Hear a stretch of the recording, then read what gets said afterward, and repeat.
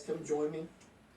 And let me walk you around a little bit and show you what our plans are. Friends, we have a problem. And that problem would be what you see right there in front of you.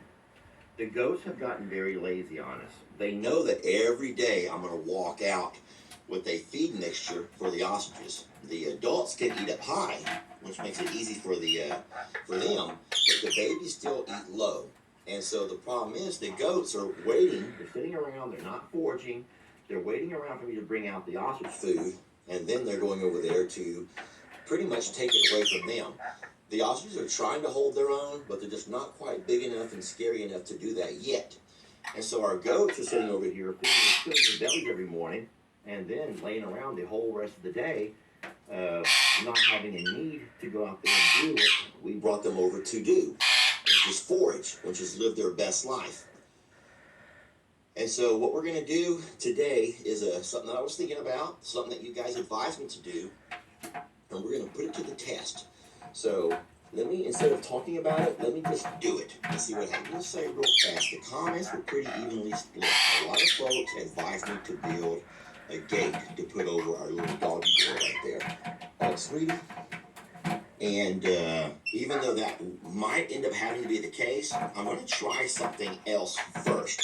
I don't want to have another gate that I have to come out every day and every morning or every afternoon and go inside and open and close.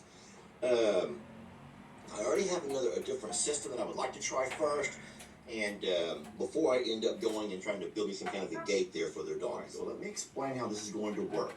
So today I'm going to take the ostrich food in first. I'm going to walk it over and put it only on the high feed trough. I will only put it on the far side of this dividing fence on the high feed trough. At that point, the goats won't be able to get any. They'll be sitting over there waiting for things to fall, but they're not going to be getting enough. The little ostriches, I believe the babies will follow the adults over, and they'll be over on that side.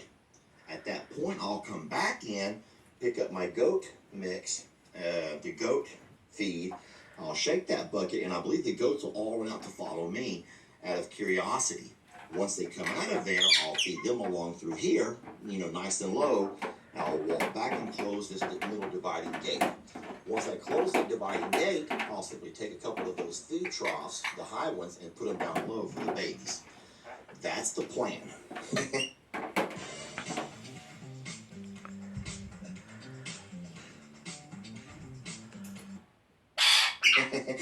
That's the plan.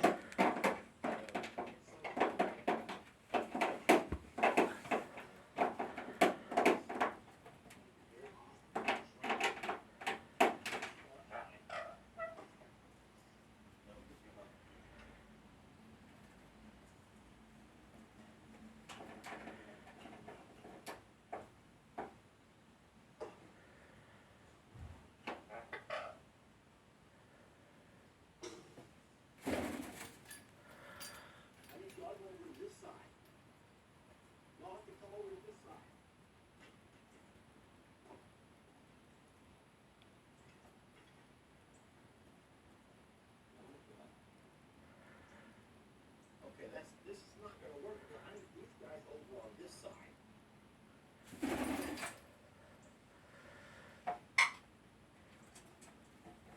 Oh boy. This is not what I was looking for.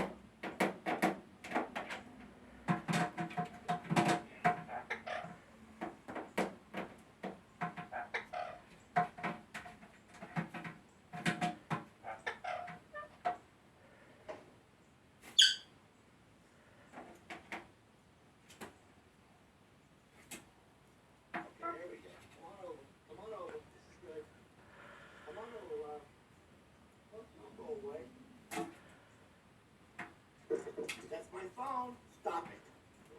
Stop it.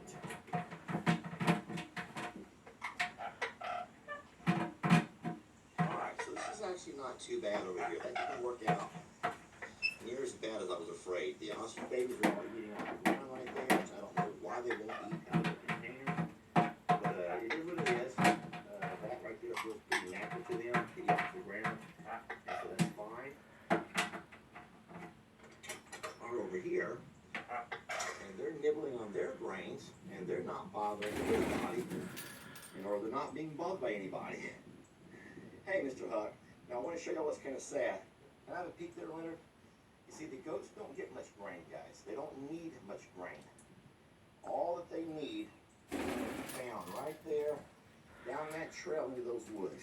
Whenever they decide, or once they've eaten all that they can here, and they realize they can't go over there to bother the babies, then guess what? They'll go right out that little doggy door, right down towards the woods.